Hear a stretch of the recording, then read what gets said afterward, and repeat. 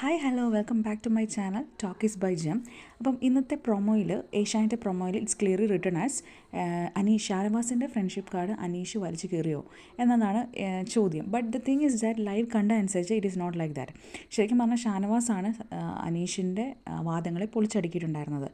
ചതിയനാണ് നീ ഒരു 50 വട്ടം അനീഷിൻ്റെ സ്റ്റൈലിൽ പറഞ്ഞപ്പോഴും ഷാനവാസ് ഇസ് സെയിങ് ദാറ്റ് ഞാനൊരു ഫ്രണ്ടായിട്ടുള്ള രീതിയിൽ ഞാനൊന്ന് ഫണ്ണാക്കി നോക്കിയതാണ്, പക്ഷെ നീ അത് പേഴ്സണലാക്കി എടുത്തു. ഈ സാധനം നിനക്ക് പുറത്ത് ജനങ്ങളെ വിട്ടിട്ട് ഇതൊരു ഫേക്ക് ഫ്രണ്ട്ഷിപ്പാണ് നിനക്ക് മനസ്സിലാക്കണം. അതിന് വേണ്ടിയിട്ടാണ് നീ ഈ കാര്യങ്ങളൊക്കെ ചെയ്യുന്നതെന്ന്. And also it's clearly I am telling that I am not a Shanavas fan or neither I am not a Aneesh fan also.